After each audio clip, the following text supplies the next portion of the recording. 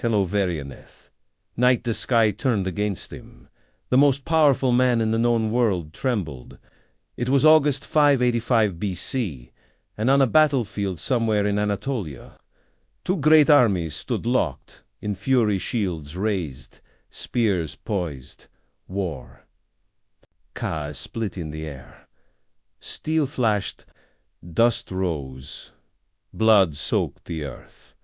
Then the sun vanished, not dimmed, not clouded, vanished. Day became night in the span of heartbeats. Men screamed. Horses collapsed. Generals dropped their swords. Priests fell to their knees. And kings who believed themselves chosen by heaven felt something they rarely admitted: fear. This is the astonishing true story of the day a king feared the stars, and how a celestial event changed the course of history forever. The ruler who trembled beneath that darkened sky was Alawatis II, king of Lydia, a wealthy and ambitious kingdom located in what is now western Turkey. Here, across the battlefield, stood his enemy, Cyaxares, ruler of the Medes, a powerful Iranian empire expanding westward. For 5 years, Lydia and Media had been at war. 5 brutal, exhausting years. Their conflict was not born of simple greed. It, was tangled in migration, revenge, broken treaties, and the shifting balance of power in the ancient Near East. The Medes had destroyed Assyria. The Babylonians were rising. The Lydians were wealthy from gold deposits in the Pactolus River. Everyone wanted influence. Everyone wanted dominance. And everyone believed the gods favored them. In the ancient world, kings did not merely rule by military power. They ruled by divine sanction. Their authority rested on cosmic approval. If the sky approved, the king ruled. If the sky turned hostile, the king's legitimacy could crumble. This belief made the heavens terrifying. To modern Americans, an eclipse is a predictable scientific event. We buy glasses. We plan road trips. NASA releases charts years in advance. But in 585 BC, the sky was not science. It was judgment. And when the light died over the battlefield, both kings believed heaven itself had intervened. Ancient sources tell us that the Greek philosopher and astronomer Thales of Miletus predicted the eclipse. Whether this is fully accurate remains debated among historians, but the tradition was recorded by Herodotus, often called the father of history. Herodotus wrote that as the Lydians and Medes fought, the day was suddenly turned into night. He claimed Elise had foretold the year in which it would occur. Whether Elise truly predicted it or not, modern astronomy confirms something astonishing.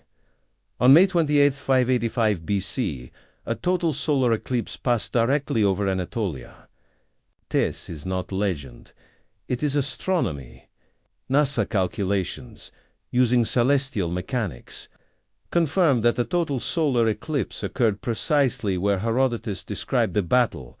For American audiences familiar with the 2017 and 2024 total solar eclipses, imagine standing in the path of totality but without warning, without explanation, without understanding. The temperature drops. Birds go silent. Shadows warp. The sun shrinks to a burning ring. Stars appear at midday. Now imagine that happening while you are locked in mortal combat. To ancient minds, this was no coincidence. It was divine intervention. Alawates, king of Lydia, had built his kingdom through strength and calculated ambition. Lydia was rich, perhaps, the richest kingdom of its time. It was here that some of the earliest coins were minted. Gold and silver flowed through its markets. Alawates had crushed the rebellions. He had besieged Greek cities. He had strengthened Sardis, his capital, into a fortress of wealth and culture. But, like every ruler of his era, he relied heavily on omens. In the ancient Near East, eclipses were often seen as warnings, specifically directed at kings. Babylonian astronomical texts reveal detailed records of eclipses and the rituals performed afterward. When an eclipse occurred, substitute kings were sometimes installed temporarily to absorb the predicted doom meant for the real ruler. The heavens did not speak vaguely. They targeted kings. So when the sun disappeared over Alawati's army, the message seemed personal.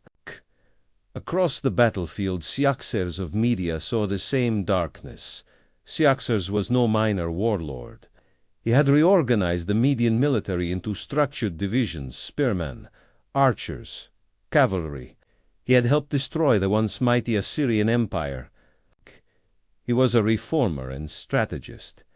But he too lived under the shadow of cosmic signs. To him, the eclipse was not random. It was a command, and so something extraordinary happened. The battle stopped. In an age defined by brutal warfare and relentless conquests, both sides laid down their weapons. The war ended not because of exhaustion, not because of negotiation, not because of defeat, but because the sky turned dark. The eclipse forced peace. A treaty was arranged. Alawati's daughter Erianes was married to Astyages, son of Cyaxares, sealing the agreement through dynastic union. The Halis River became the border between their empires, and thus a cosmic event reshaped geopolitics. For modern Americans raised in a scientific age, this story may sound like myth layered over fact. But consider this. We know the eclipse occurred. We know Lydia and Media were at war. We know Herodotus recorded the event. We know a peace treaty followed. The alignment of astronomical data and the historical narrative is so precise that many historians call this eclipse one of the earliest fixed dates in ancient chronology. In other words, the fear of a king beneath a darkened sky gave us one of the anchors of ancient history. Yet the story goes deeper. The eclipse did more than end a war. It symbolized a turning point in human understanding. Thales truly predicted the eclipse represents the beginning of rational astronomy in the Greek world. Instead of viewing the sky purely as divine mood swings, thinkers like Thales began searching for patterns, cycles, mathematical regularities, predictability. The shift from omen to observation would eventually lead to the scientific revolution thousands of years later. The same sky that terrified Alauates would one day be mapped, measured, and understood.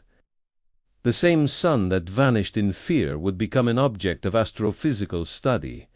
The same stars that once signaled doom would guide spacecraft. But in 585 BC, knowledge was limited. To understand Alauates' fear, we must understand the ancient mindset. In Mesopotamian omen literature, eclipses were categorized by direction of darkness, time of day, position in the zodiac, duration. Each variation predicted different outcomes: famine, invasion, rebellion, death of a king. The king was the cosmic center. If the heavens trembled, so did the throne. American audiences often view history as a march of progress, democracy emerging from monarchy, science replacing superstition. But ancient kings did not see themselves as tyrants. They saw themselves as guardians of cosmic order. When the sun disappeared, Alauates likely feared not only military defeat but divine rejection. And divine rejection could mean assassination, revolt, collapse. Interestingly, the peace between Lydia and Media did not prevent future upheaval. Within decades, the Median Empire would fall to Cyrus the Great, founder of the Persian Empire. Cyrus would defeat Lydia as well, capturing Sardis and ending the line of Aluate's son, Croesus. Croesus himself would famously consult the oracle of Delphi before attacking Persia. The oracle told him that if he crossed the Halys River, he would destroy a great empire. He did. It was his own. Again, we see the same pattern. Kings seeking cosmic approval, fearing celestial signals, misinterpreting prophecy. The fear of the stars persisted. For American viewers accustomed to presidential elections and constitutional law, it may be difficult to imagine a world where a solar eclipse could halt a war instantly. But even in modern times, we see echoes of cosmic awe. During the 2017 total solar eclipse in the United States, millions traveled across state lines. Highways clogged. Schools closed. People wept as the sky darkened. Scientists understood the mechanics. Yet the emotional impact remained profound. Because deep within human psychology lies something ancient. We are still creatures who look up. And when the light changes, something primal awakens. What makes the 585 BC eclipse extraordinary is not just that it frightened kings. It demonstrated the intersection of astronomy and power, the ability to predict celestial events eventually. Narrated became a source of authority. Babylonian astronomers refined eclipse cycles like the Saros cycle. Later Greek scholars expanded upon these observations. Knowledge of the heavens translated into influence. Imagine the political power of correctly predicting darkness in a superstitious age. To foresee the sky was to command it at least in perception, and perception shapes reality. The battlefield where Aluatas feared the stars may never be pinpointed precisely. Time erases details. Archaeology remains uncertain. But the shadow that passed over it is calculable. Astronomers today can rewind celestial mechanics thousands of years using gravitational modeling, satar. They can reconstruct the exact path of totality. They can determine that total darkness lasted approximately several minutes. Several minutes that ended a 5-year war. Several minutes that terrified kings. Several minutes that echo across 2,600 years of history. And so the story lingers. A king stood beneath a darkened sky, sword in hand, empire at stake. He believed the gods had spoken. History shifted. The stars did not care about Lydia or media. They followed physics. But human beings care deeply. Big about meaning. And in that gap between cosmic indifference and human interpretation, history is made. The night the sky turned black at noon, a king feared the stars. And because of that fear, the world changed. But the darkness over Anatolia was not an isolated moment in history. It was part of a much older, deeper human pattern, one that stretched back thousands of years before Aluates ever drew breath, long before Lydia minted coins or media restructured. Armies, ancient civilizations were watching the sky with a mixture of awe and dread. In Mesopotamia, centuries earlier, Babylonian priests climbed ziggurats night after night, recording planetary movements on clay tablets. They tracked Venus. They tracked Jupiter. They tracked the moon, not out of curiosity alone, but out of fear. Because in their world the heavens were not decoration. They were communication. An eclipse was never random. It was a message coded in darkness. Babylonian scholars developed one of the earliest predictive systems for eclipses known today as the Saros, cycled roughly 18 years, 11 days, and 8 hours between similar eclipse patterns. They may not have understood orbital mechanics, but they recognized repetition. They saw patterns in chaos, and pattern meant power. If a priest could whisper to a king, "Darkness will fall next year," that priest became indispensable. Knowledge of the sky was political leverage. This is where the story becomes even more astonishing for a modern American audience. The eclipse that stopped the war between Lydia and Media did not just symbolize fear. It symbolized the beginning of something revolutionary, the shift from myth to mathematics, from omen to orbit, from divine anger to celestial mechanics. But that transformation would take centuries. After the treaty between Aluates and Cyoxeres, stability briefly returned to Anatolia. Trade resumed. Borders stabilized.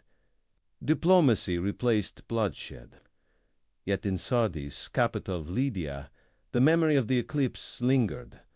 Imagine the conversations in the palace halls. Did the gods nearly destroy us? Was the darkness meant for me? Him I still favored. For ancient kings, legitimacy was fragile. Victory validated divine support. Esther suggested divine punishment. Even peace could be interpreted as survival granted by mercy. And Aloates would rule for several more years. After the eclipse, reign did not collapse. No immediate rebellion followed. In fact, Lydia grew stronger, which raises a fascinating possibility. Perhaps the eclipse was not interpreted purely as condemnation. Perhaps it was interpreted as warning, and by choosing peace, Aloates obeyed. Gay in ancient logic, obedience restored balance.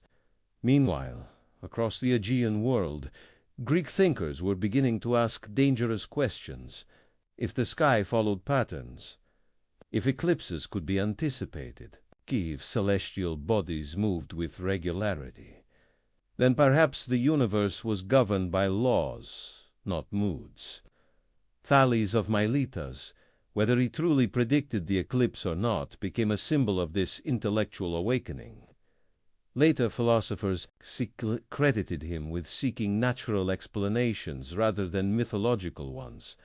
He reportedly believed that water was the fundamental substance of all things, primitive by modern standards, yes, but revolutionary for its time, because he was searching for consistency in nature. The same cultural world that produced terrified kings also produced curious philosophers, and over centuries. Curiosity would win. Fast forward nearly 200 years after the eclipse. The Persian Empire now dominated the region. Lydia had fallen to Cyrus the Great. Media had been absorbed.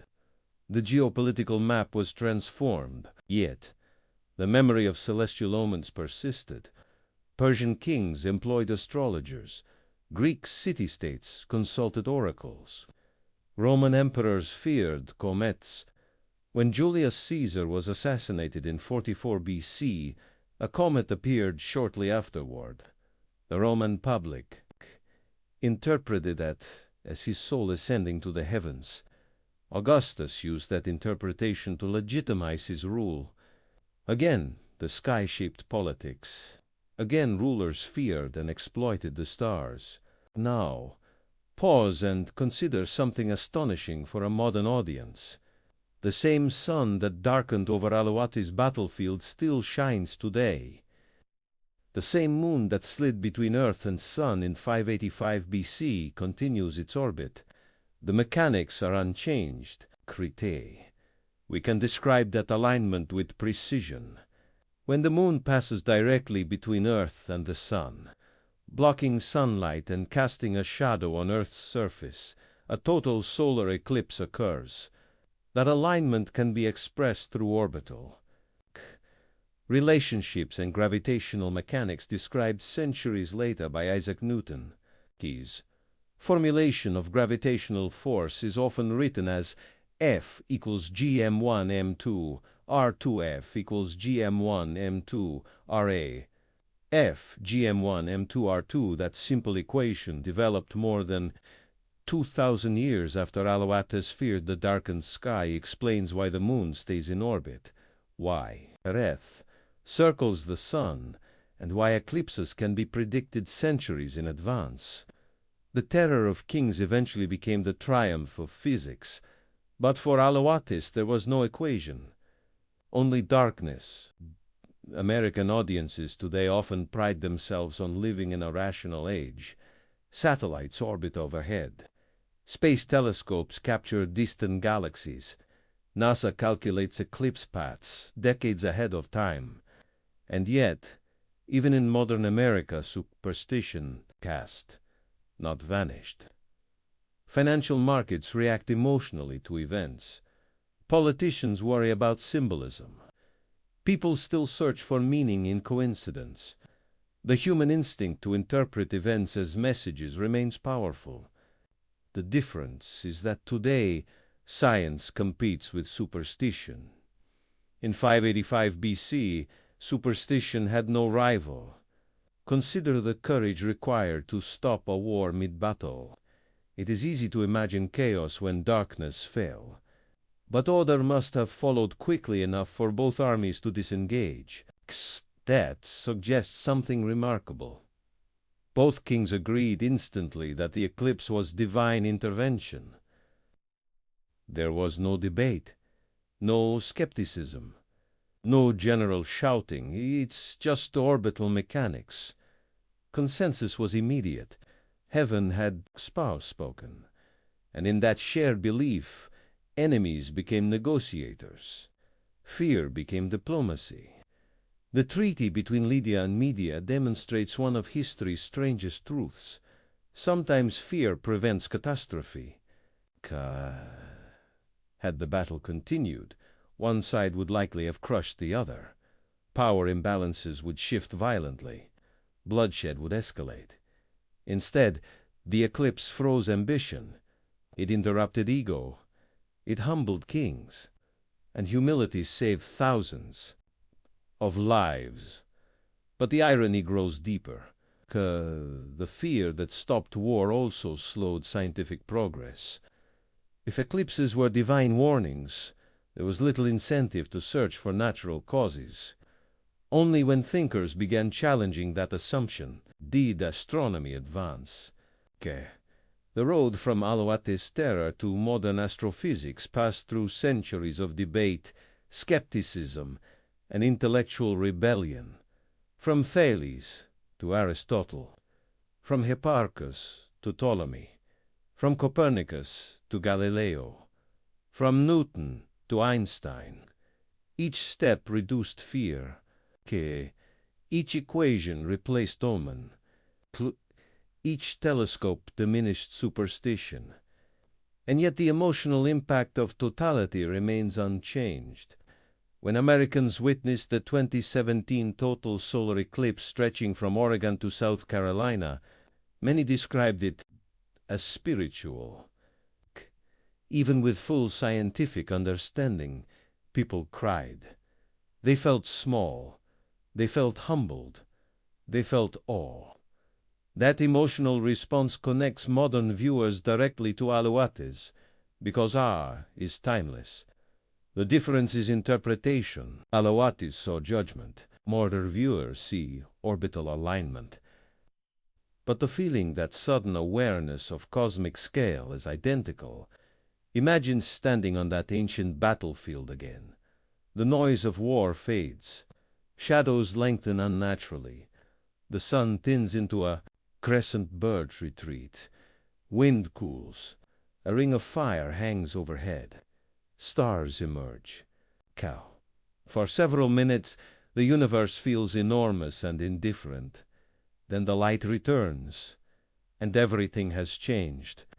The eclipse of 585 BC remains, one of the most extraordinary intersections of astronomy and politics ever recorded. It provides one of the earliest precisely dated historical events, a documented instance of war halted by celestial phenomena, a bridge between myth and science, and a reminder that power, even royal power, can crumble under a darkened sky. In the centuries after Aloatis, kings would continue fearing the heavens, but slowly, inexorably, humanity learned to measure them. The stars did not grow less mysterious. We simply grew more knowledgeable. And yet the story endures because it reveals something profound about leadership. Even the strongest ruler is vulnerable to forces beyond control. In 585 BC, the most powerful men in Anatolia looked up and felt small.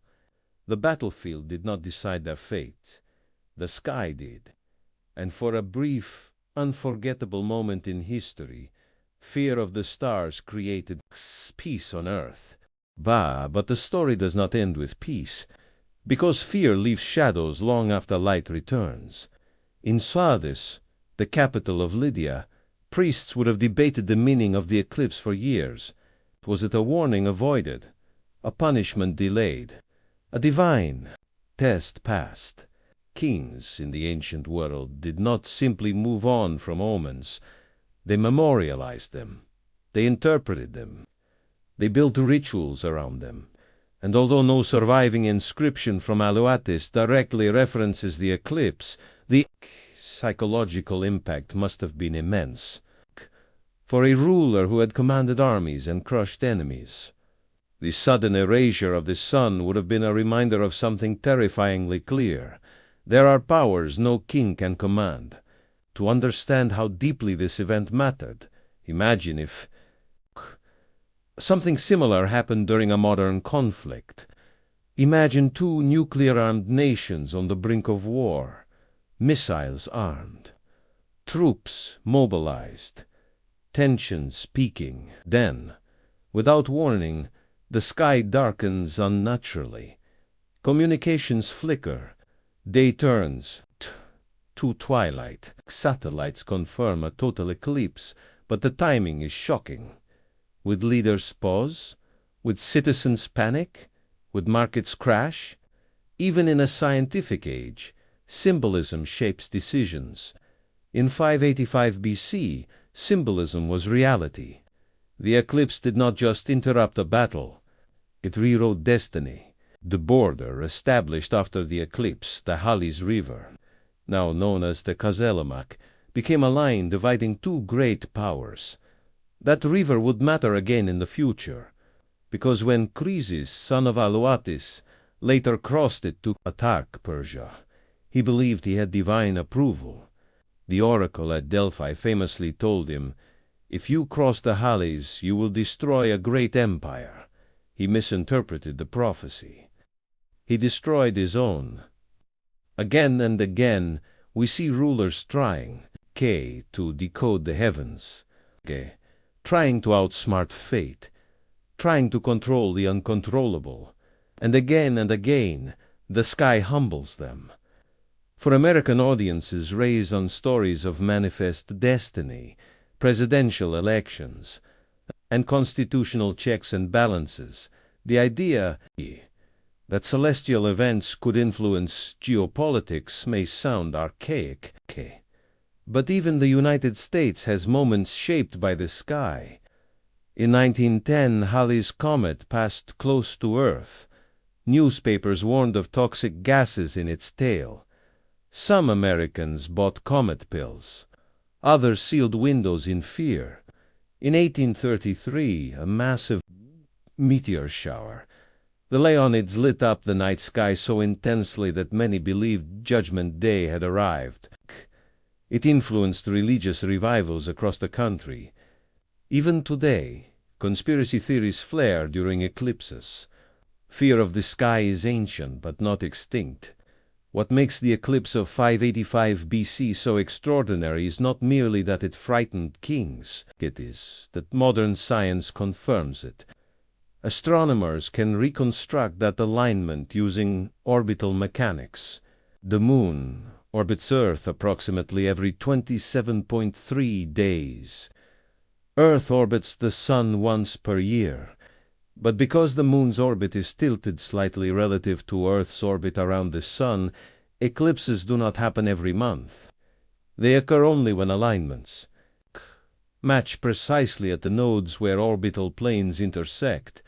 The geometry can be visualized as a delicate cosmic dance, three bodies moving with predictable precision across space. When those bodies align perfectly, shadow falls.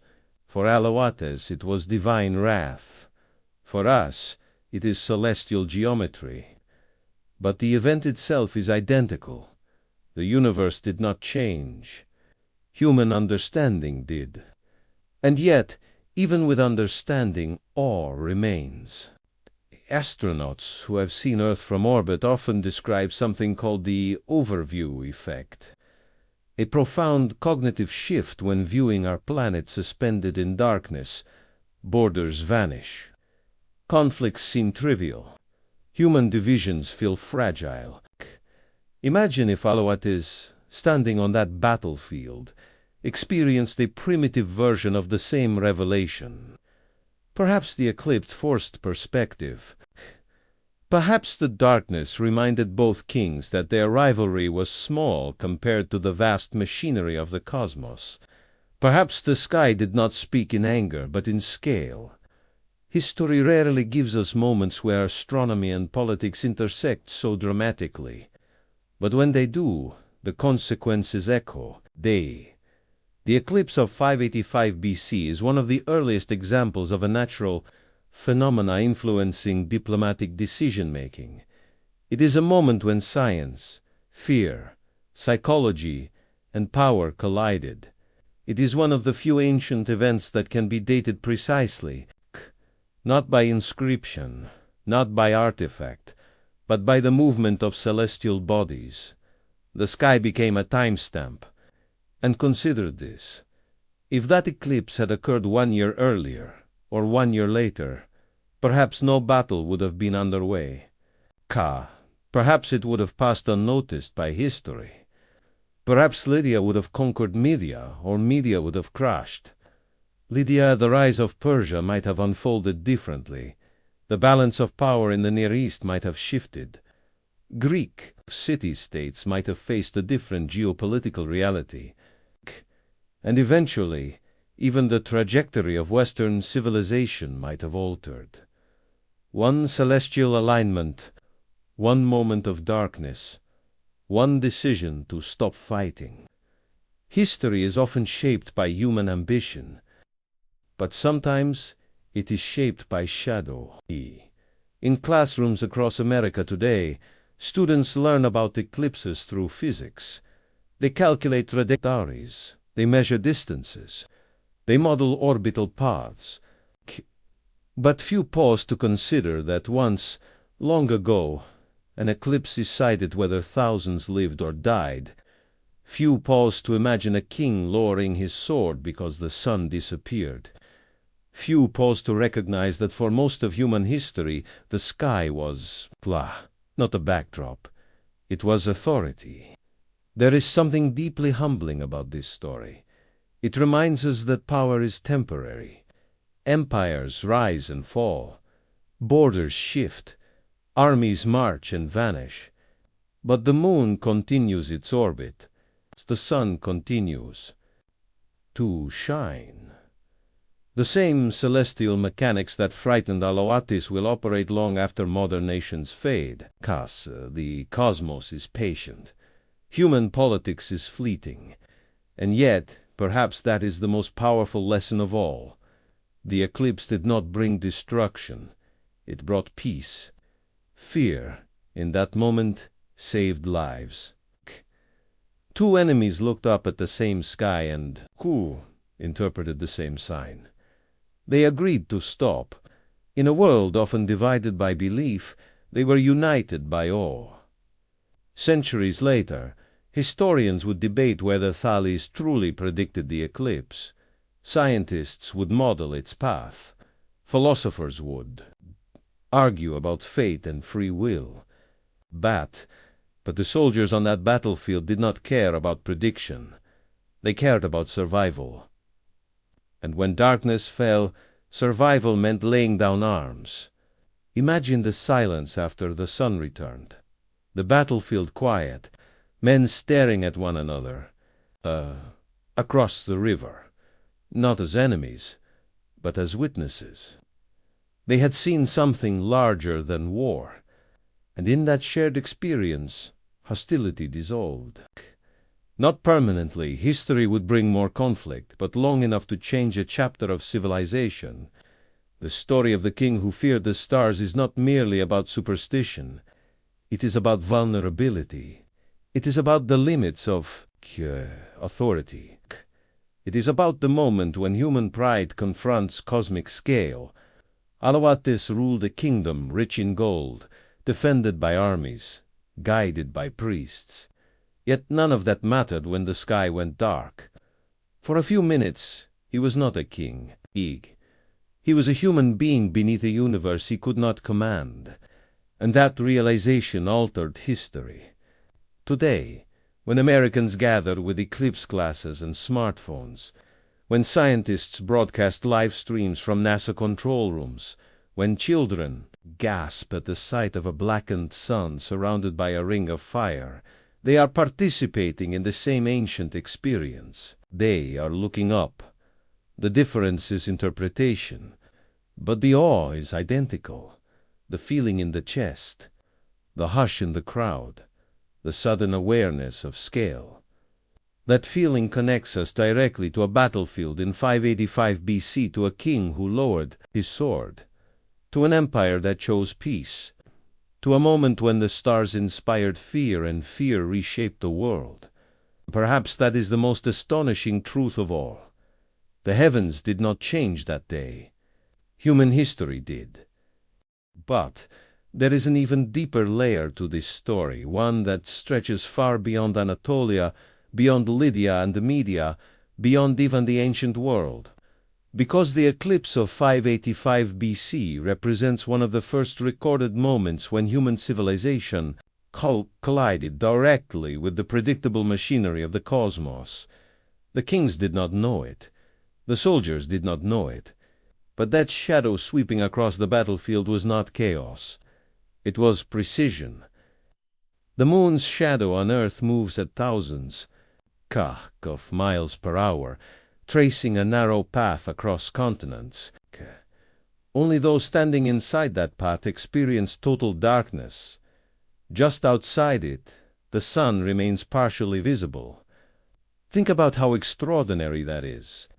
If Aloates' army had been positioned even slightly outside the path of totality, the war might have continued. If the battlefield had shifted by a few miles, history could have unfolded differently. That narrow band of shadow, only about 100 to 200 miles wide, became the boundary between continued bloodshed and sudden peace. The universe did not aim. It aligned. But alignment was enough. Now imagine the emotional atmosphere in the Lydian camp the night after the eclipse. Torches flickering, priests whispering, advisors debating. Was this mercy? Was this warning? Was this fate? Ancient kings often sought purification rituals after eclipses. Offerings were made, animals sacrificed, prayers whispered into darkened temples. Because when the sky faltered, something had to be restored. Palace had to return. And that need for balance is deeply human. Even today, when disasters strike, hurricanes, earthquakes, pandemics, societies search for meaning. Leaders issue speeches. Citizens look for reassurance. We seek narrative to contain chaos. Aloates was no different. The eclipse threatened the narrative of invincibility. It forced him to reconsider destiny. The river Cyaxares likely experienced the same turmoil. Two rulers, enemies hours before, now shared an identical cosmic shock. And perhaps that shared shock created the psychological space for negotiation. In modern diplomacy, shared crisis often produces cooperation. Natural disasters lead to ceasefires. Global threats encourage temporary unity. In 585 BC, the eclipse was the shared crisis. The sky became the mediator. The influence of celestial fear did not end with Anatolia. Centuries later, in China, Imperial astronomers held positions of immense authority. If they failed to predict an eclipse, it could be considered negligence, even treason, because eclipses were interpreted as warnings directed at the emperor. In one famous ancient Chinese account, court astronomers were executed for failing to predict the solar eclipse properly. That is how serious celestial events were. The heavens judged rulers, and the rulers feared misinterpretation. In Mesoamerica, the Maya built entire calendars tracking celestial cycles with astonishing precision. They understood eclipse patterns with remarkable sophistication. Yet even with advanced calculations, eclipses remained spiritually significant. Knowledge did not eliminate meaning, it layered meaning. And that layering is what makes the eclipse of 585 BC so powerful for modern audiences. He exists at the crossroads of belief and science. It was experienced as divine. It is understood as astronomical. It changed politics. It confirms physics.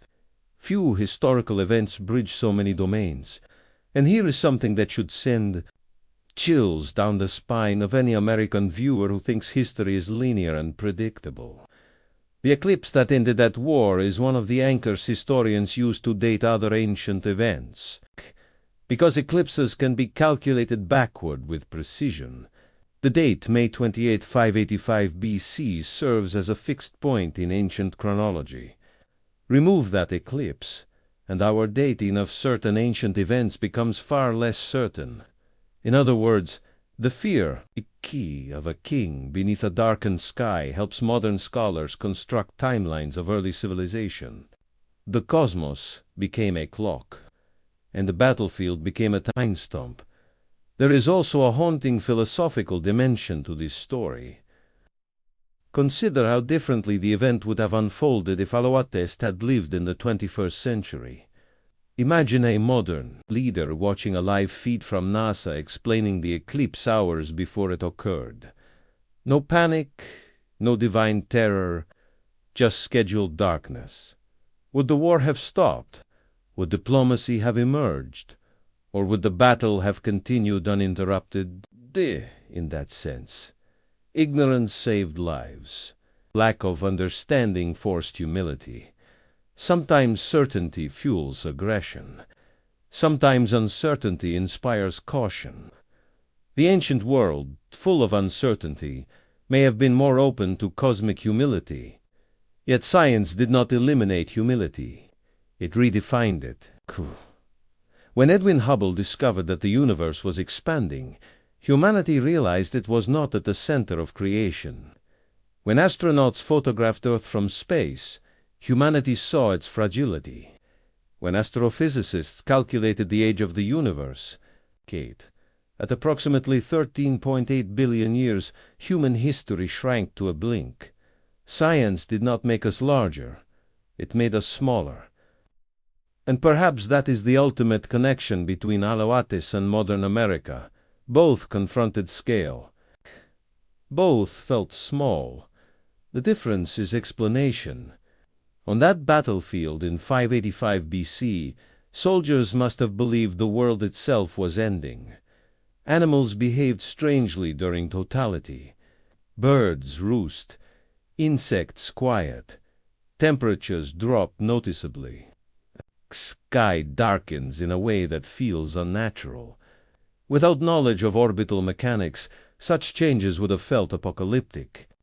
An apocalyptic fear changes behavior instantly.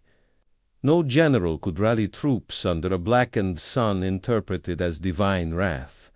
The chain of command collapses under cosmic dread. The eclipse overpowered authority. There is also something profoundly democratic about the event. The eclipse did not target only the king.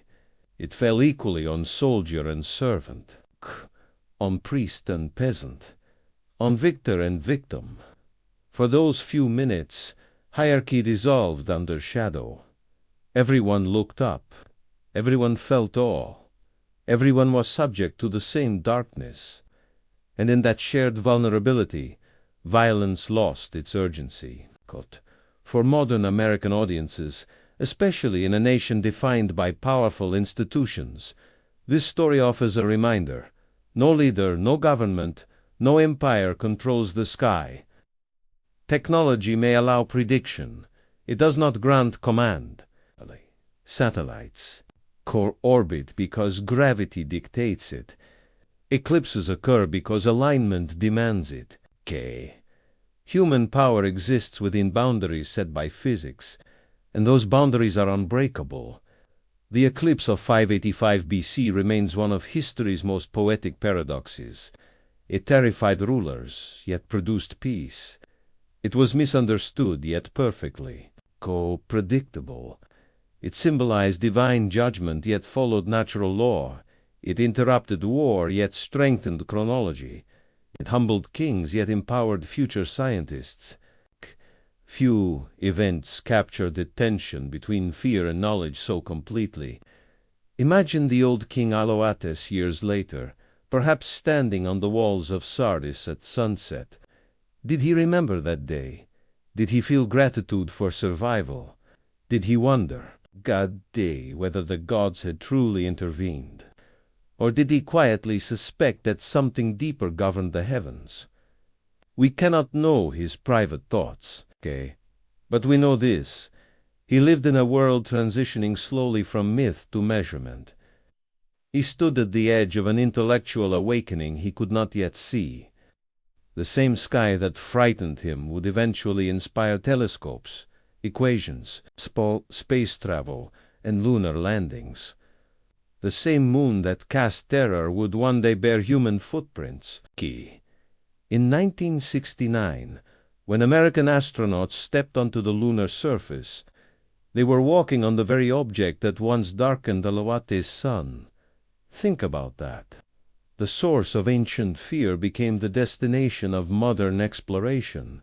A shadow end at a war became a stepping stone for science. History does not move in straight lines.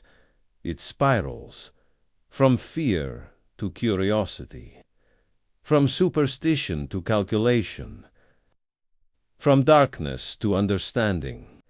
And yet, even now, if the sun vanished unexpectedly, even for 2 minutes, hearts would race, because beneath centuries of progress, beneath layers of knowledge, beneath equations and simulations, there remains something ancient in us. We still look up. We still feel awe. We still recognize that we are small beneath vast skies. The king, who feared the stars, was not foolish. He was human. His fear was rational within his worldview. His decision brought peace.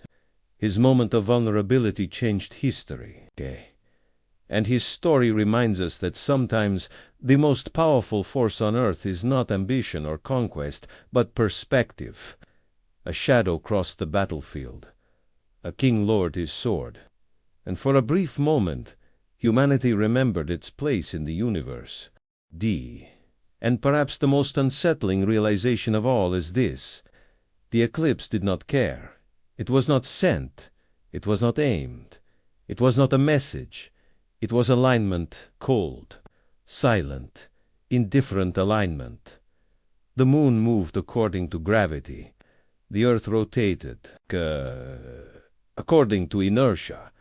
The sun burned according to nuclear fusion. No anger, no warning, no intention.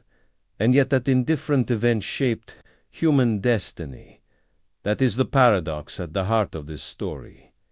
If you could stand above Earth on May 28, 585 BC, high enough to see the curvature of the planet, you would have watched the moon's shadow racing across the surface like a dark fingerprint sliding over continents. You would have seen the narrow path sweep across Anatolia.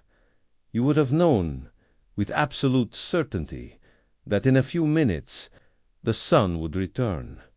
But no one on that battlefield had that perspective. They stood inside the shadow, not above it. Perspective changes fear, and history often depends. Dawn who has it. There is a quiet lesson here for every generation. Kah! Especially for a nation like the United States, powerful, influential, technologically advanced. Power feels permanent when you are inside it, but from a cosmic scale, it is momentary. Lydia once controlled trade routes and gold reserves that made it the envy of the ancient world. Media commanded vast territories and formidable armies. Today, they exist as archaeological chapters. Their capitals are ruins. Their kings are names in textbooks. But the moon still orbits. The sun still burns. The same eclipse cycles continue. Empires are temporary. Orbital mechanics are not. And yet, despite the indifference of the cosmos, humans insist on meaning.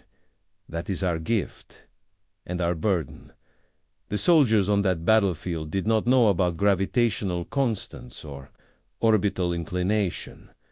They knew fear. They knew darkness. They knew vulnerability. And vulnerability opened the door to peace. In that sense, the eclipse did not need intention to have impact. Human interpretation supplied the rest. Consider how close the world came to a different outcome. Imagine if one king had refused to see the eclipse as a sign. Imagine if one general had shouted, "Fight on!" Imagine if pride had overridden fear. The battle might have continued in chaos and confusion. Darkness might have amplified violence instead of stopping it. History is fragile. It bends on decisions made in seconds, and those seconds were born from shadow. Centuries later, when scholars read the account recorded by Herodotus, some doubted it. A battle stopped by an eclipse, a philosopher predicting the year of darkness. It sounded like legend until astronomy confirmed it, until modern calculations traced the moon's path back through millennia and found the date. Aligned perfectly, the ancient story was not myth, it was measurable. And that confirmation is what gives this event its extraordinary power for modern audiences, because it shows us that sometimes the most dramatic historical accounts are not exaggerations. Sometimes they are precise. Think about the psychological transformation that followed that eclipse. For generations after day, rulers across the ancient Near East would remember that the sky could interrupt ambition. Priests would pay closer attention to celestial patterns. Philosophers would ask deeper questions. If the heavens follow rules, what else does? If eclipses are predictable, what about seasons, floods, planetary motion? That curiosity slowly ignited a revolution of thought, not overnight, not dramatically, but steadily. The path from fear to science is long, and it begins with observation. There is also something deeply human in the idea that two enemies stopped fighting because of a shared experience, not a treaty imposed by force, not a negotiation driven by exhaustion, not an economic collapse, but a shared moment of awe, shared vulnerability. Can create unity where ideology cannot. On that battlefield, soldiers on both sides saw the same sky darken. They experienced the same chill, heard the same silence, felt the same dread. For a brief moment, they were not Lydians and Medes. They were humans beneath a cosmic event, and in that shared humanity, violence paused. In American history, moments of national unity often follow shared shocks. Pearl Harbor, September 11th. Natural. Disasters, crisis compresses division. It reminds people of scale. It exposes fragility. The eclipse of 585 BC was such a crisis, not man-made, but cosmic, and it compressed war into silence. But here is the final, almost poetic twist. The eclipse that Teriva Daloates was only possible because of an astonishing cosmic coincidence. The sun is about 400 times larger than the moon, but it is also about 400 times farther away from Earth. Those two ratios align so precisely. Zettet, from our perspective. The moon can perfectly cover the sun during a total eclipse. That proportional coincidence is rare. It will not last forever. The moon is slowly drifting away from Earth at about 3.8 centimeters per year. Millions of years from now, total solar eclipses will no longer occur. The moon will appear too small to fully block the sun. The kind of total darkness that stopped the war in 585. BC is temporary in cosmic terms.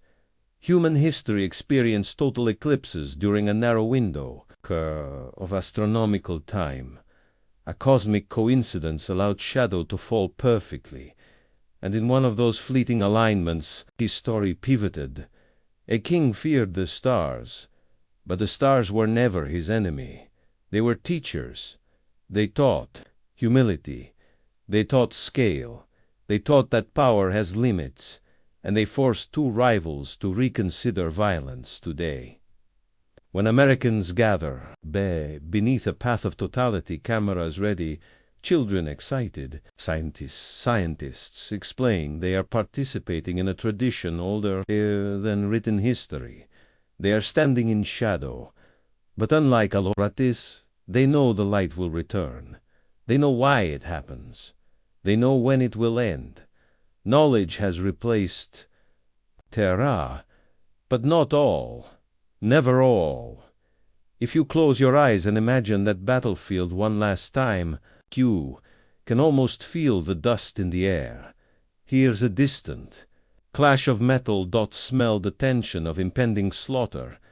Then silence. Darkness. A ring of fire in the sky. A king lowering his sword. An army hesitating. Two enemies staring upward instead of at each other. And in that upward glance, the future shifts. The eclipse passed. The sun returned. The war ended. Empires rose and fell. Science advanced. Humanity learned. But that moment remains frozen in history. The day the sky went dark, the Zaya power bowed to perspective. The day a king feared the stars, and fear created peace. The story did not end when the sun returned, in many ways. That was only the beginning, because once fear fades, something else rises in its place. Questions. And questions are far more powerful than terror. In the years that followed the eclipse, word of the event spread across the eastern Mediterranean world. Merchants carried the tale along trade routes that stretched from Anatolia to Mesopotamia. Priests debated it in temple courtyards. Scholars whispered about this strange man who had predicted the sky would go dark. That man, according to tradition, was Thales of Miletus. Now pause for a moment.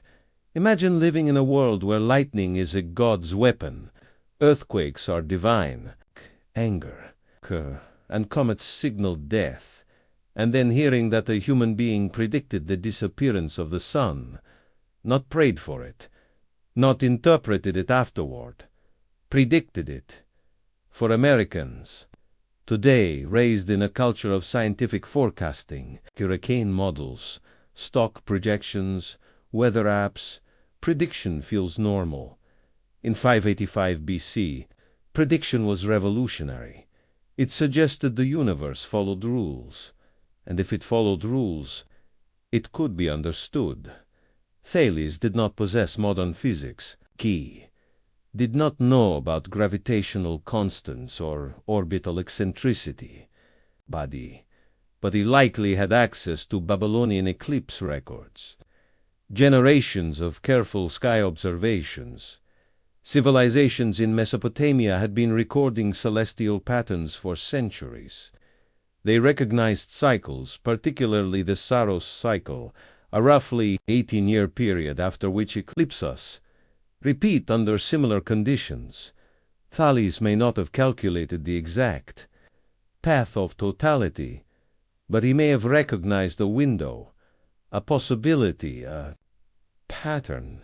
That alone was astonishing, because recognizing patterns in the heavens meant that the heavens were not random. They were structured, and structure changes everything. Today, we understand the mechanics behind eclipses through gravity, the force that governs planetary motion. At the heart of it is a simple but profound relationship. FGM1 M2 R2 F equals GM1 square meter RAF equals GM1 M2 R2. This equation, formalized by Isaac Newton more than 2 millennia after Aloatis, describes how masses attract one another. The Earth pulls on the Moon. The Moon pulls on the Earth. Both are pulled by the Sun. Their dance is governed not by mood or myth, but by mathematics. But in 585 BC, no one knew this. All they knew was that the sky could go dark without warning, unless someone understood the pattern, and someone did. Consider how threatening that knowledge must have seemed to kings in the ancient world. Rulers often claimed a divine favor. Their authority was intertwined with celestial approval. Give the heavens sent signs. Priests interpreted them, and kings responded. But what happens when a philosopher says, "It is not a sign, it is a cycle"? That statement quietly undermines divine monopoly. It shifts authority from temple to thinker, from ritual to reasoning, from prophecy to observation. And that shift is dangerous to power.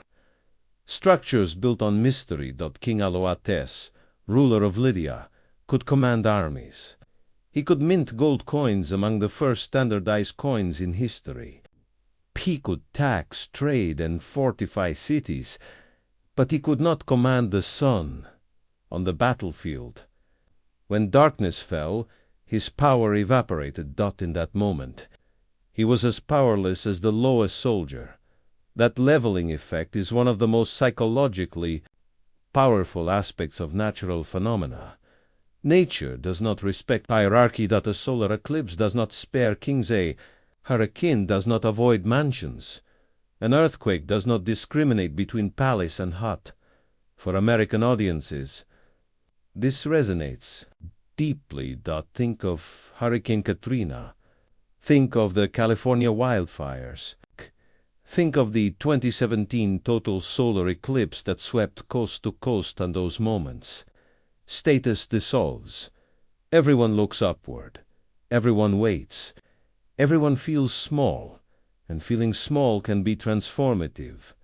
After the eclipse ended the battle, the Lyca and the Medes negotiated peace. The agreement was sealed by marriage. Aloates' daughter married the Median king's son. Borders stabilized. Trade resumed. And an unusual era of relative stability followed. It is difficult to overstate how rare it is for a war to end, because of a celestial event, yet this one did, recorded by Herodotus, later confirmed by astronomical retrocalculations. The event stands as one of the earliest fixed dates in ancient history. Modern scientists have traced the eclipse backward using orbital models and confirmed that on May 28, 585 BC, the total solar eclipse crossed Anatolia. The shadow was real. The darkness was real. The war stopped. That convergence of mythic storytelling and scientific verification is rare and thrilling. But here is where the story deepens. The eclipse did not just end a war.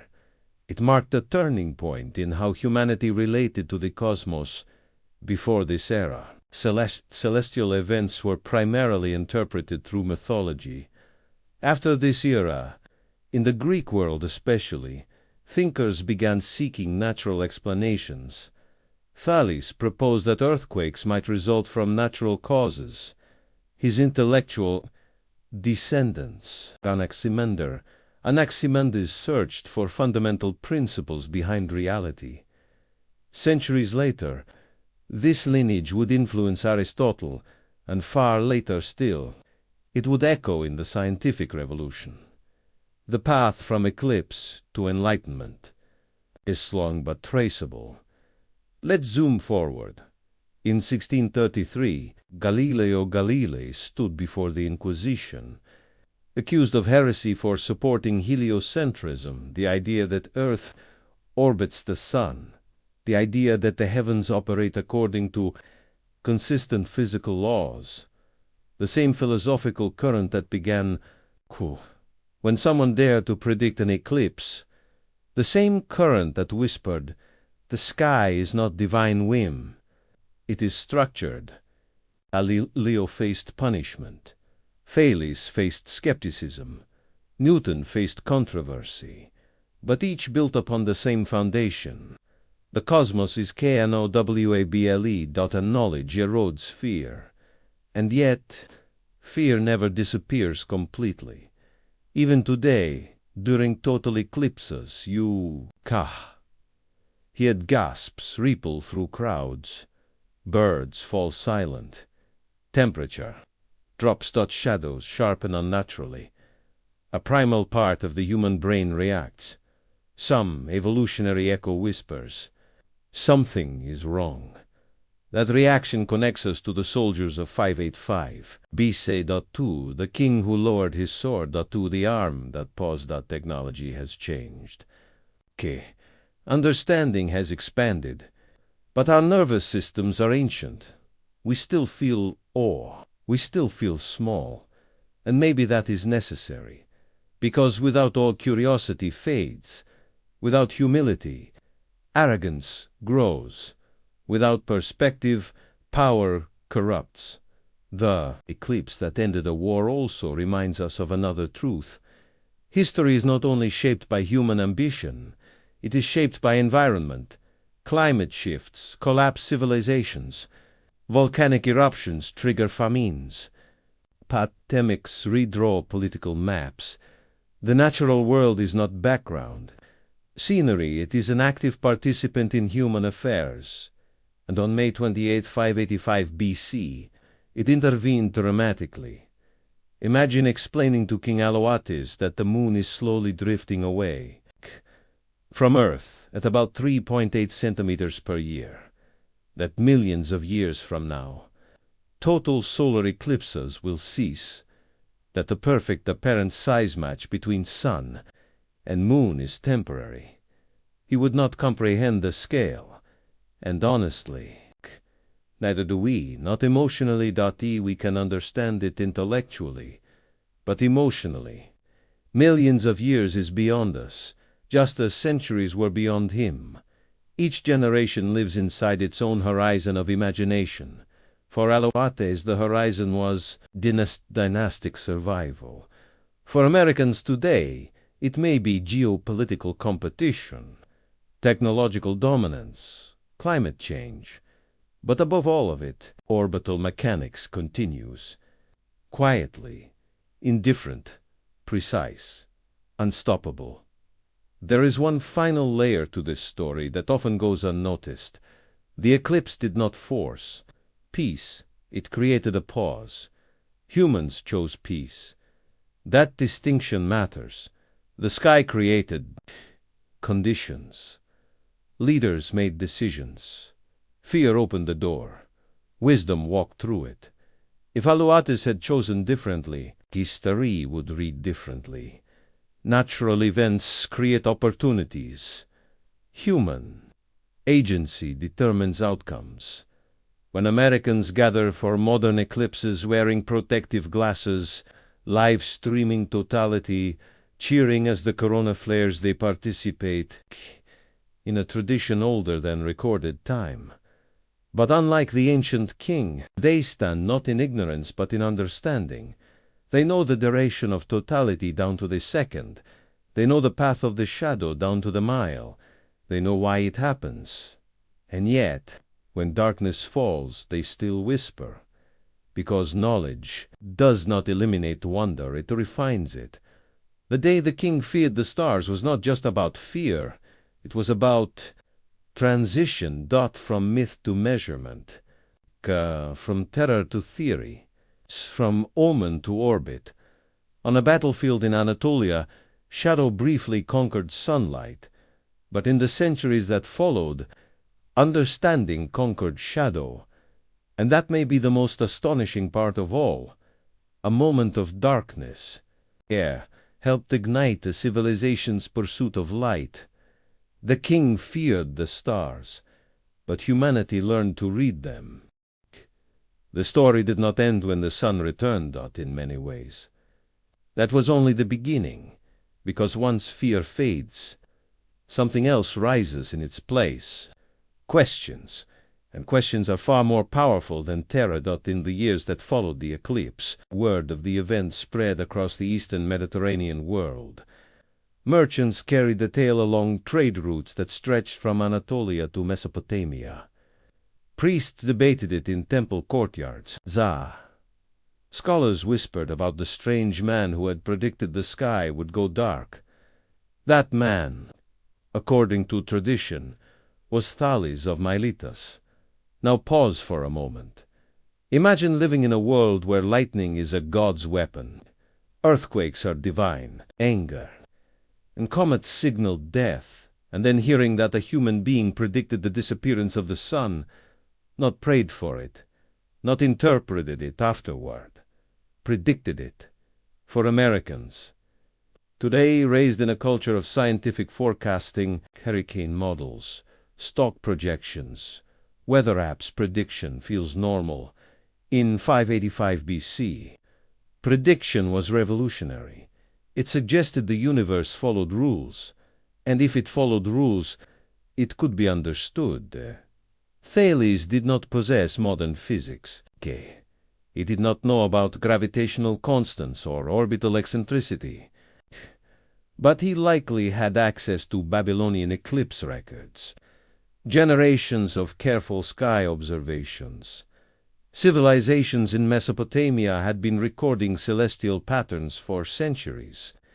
They recognized cycles, particularly the Saros cycle, a roughly 18-year period after which eclipses repeat under similar conditions. Thales may not have calculated the exact path of totality, but he may have recognized a window, a possibility, a pattern. That alone was astonishing, because recognizing patterns in the heavens meant that the heavens were not random. They were structured, and structured changes everything.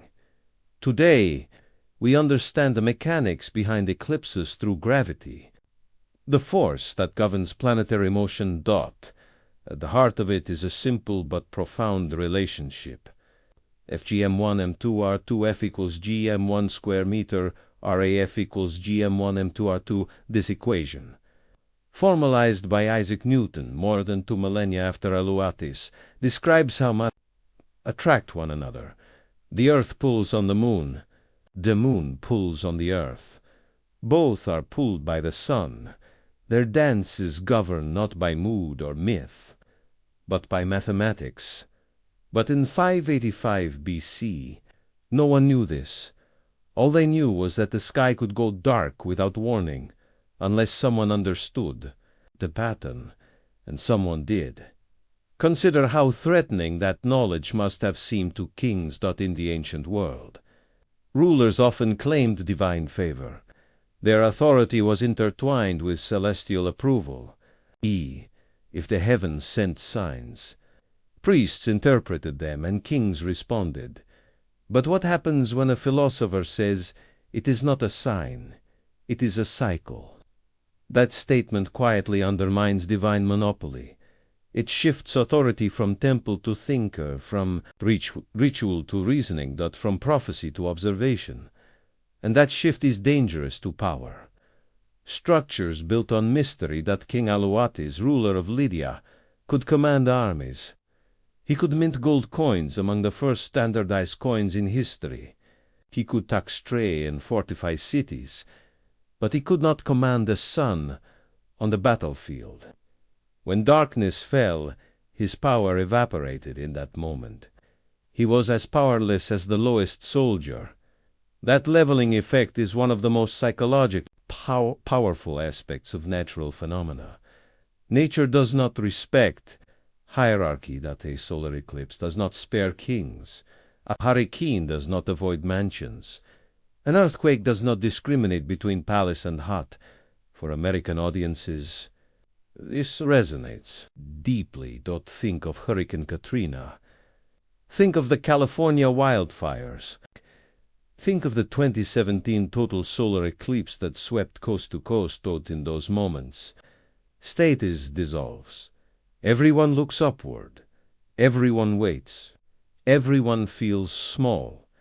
And feeling small can be transformative. After the eclipse ended the battle, the leak, and the Medes negotiated peace. The agreement was sealed by marriage. Alawate's daughter married the Median king's son. Borders stabilized. Trade resumed, and an unusual era of relative stability followed.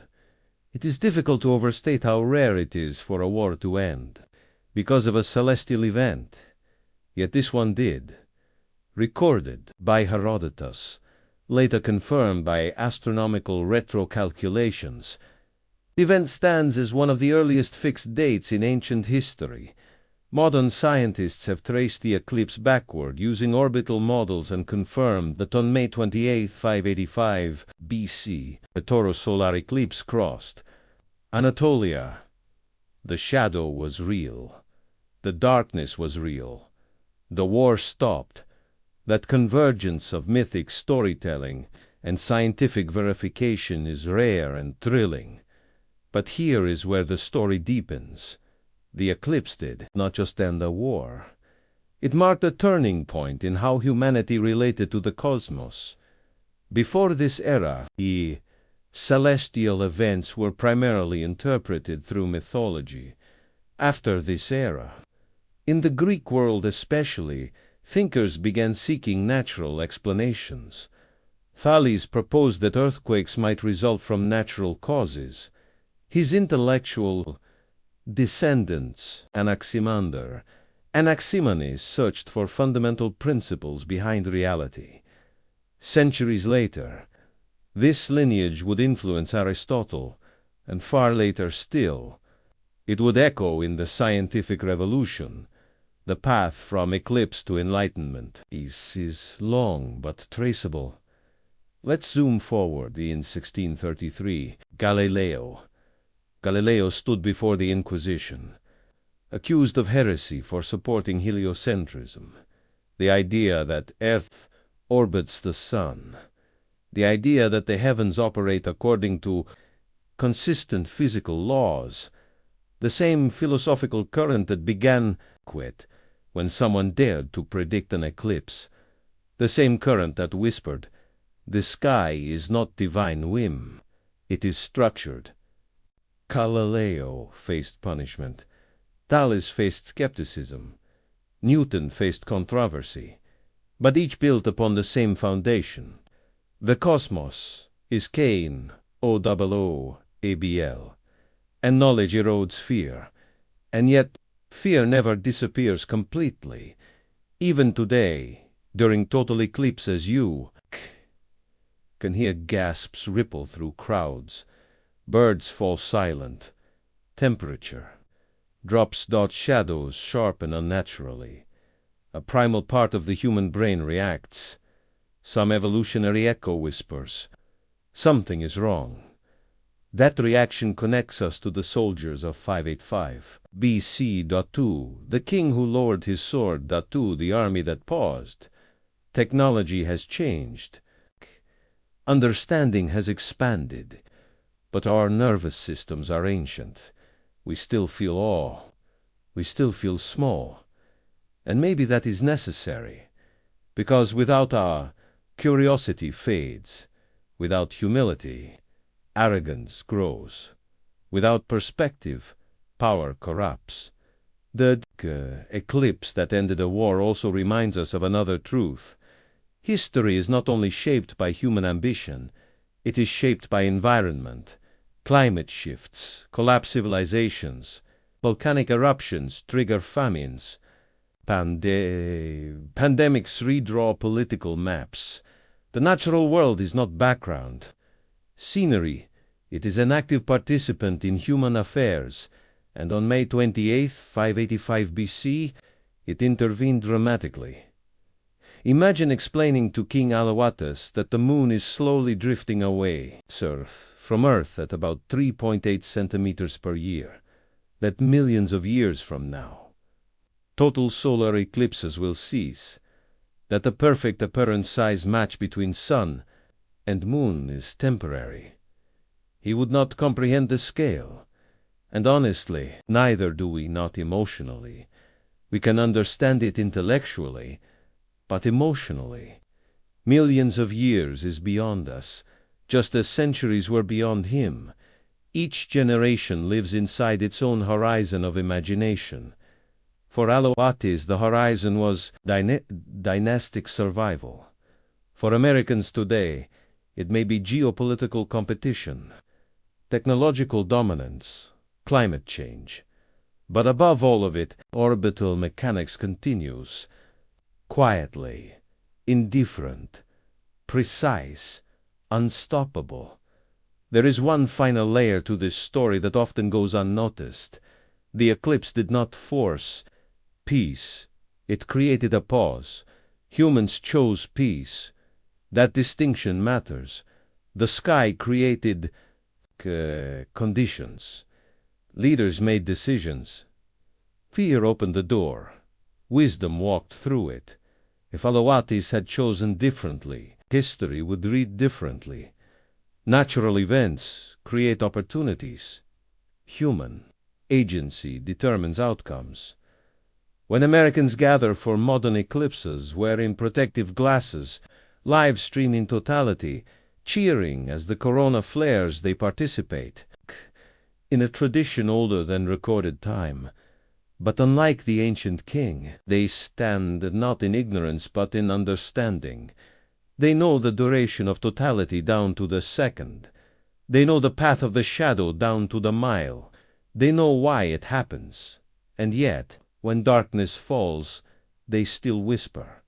Because knowledge does not eliminate wonder. It refines it.